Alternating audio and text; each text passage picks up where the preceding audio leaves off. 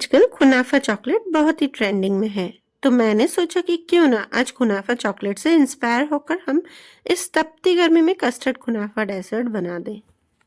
और आप इसे फ्रिज में ठंडा करके खाएंगे ना, तो आपको इसके आगे आइसक्रीम भी फीकी लगेगी।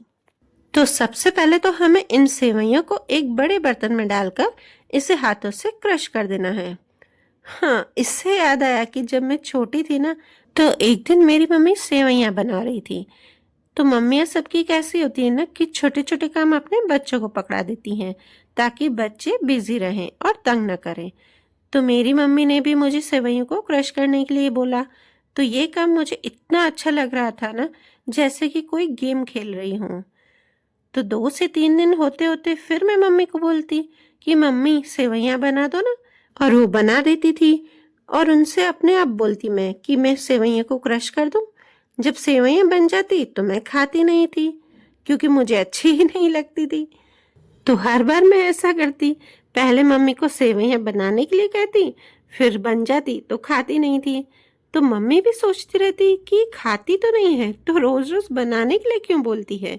तो मम्मी ने एक दिन मुझसे पूछा कि तुम सेवइयाँ बनवाती तो हो पर खाती क्यों नहीं हो। तो मैंने बोला मम्मी मुझे ये हाथों से क्रश करने में मजा आता है। तो मेरी मम्मी इतनी हंसी ना कि बस वही बात मुझे आज याद आ गई। तो चलिए बातें करते करते मैंने यहाँ पर सेवइयों को एक पैन में 2 टेबलस्पून घी डालकर इसे लो टू मीडियम फ्लेम पर 5 मिनट तक भूनने के लिए रख दिया है। भूनते भूनते इसका कलर एकदम ऐसा डार्क हो जाएगा। अब आप किसी भी बर्तन में डालकर इसे किसी कटोरी या ग्लास से दबा दबा कर इसे अच्छे से प्रेस कर देना, जिससे कि अच्छे से सेट हो जाए। और हम 15 से 20 मिनट के लिए इसे फ्रिज में सेट होने के लिए रख देंगे। जब तक सेवइयाँ सेट होती है ना, तब तक हम क्या करेंगे, एक पिस्ता की पेस्ट यानी कि पिस्ता की हम सॉस बना देते हैं। ये जो रेसिपी है मैं कुनाफा से इंस्पायर होकर बना रही हूँ। तो सबसे पहले तो हमें पिस्ता की छिलकों को अलग करके उसका एक पाउडर तैयार कर लेना है। कुनाफा का नाम लेते ही सबको सेवइयां और पिस्ता याद आते हैं, पर मैं आपको बताती हूँ कि कुनाफा में सेवइयां तो मेन होती है, उसके साथ कोई भी ड्राई फ्रूट्स डाले जाते हैं, उसमें पिस्ता मेन नहीं होते हैं। पर ये क्या है ना कि सब पिस्ता डालते हैं, इसलिए ये वायरल हो गया है कि कुनाफा मतलब पिस्ता की पेस्ट। ऐसा बिल्कुल भी नहीं है।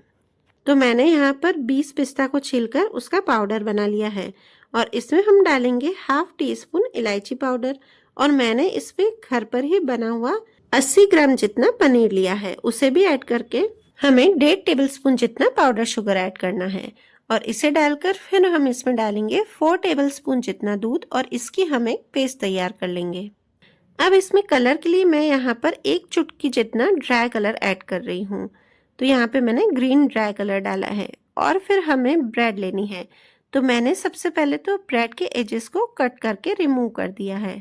और यहाँ पे सेवइयाँ भी अच्छे से सेट हो गई है। तो इसके ऊपर मैंने जो पिस्ता और पनीर की पेस्ट बनाई थी, मतलब पिस्ता की जो सॉस बनाई थी, उसे डालकर हमें लाइटली फैलाते जाना है।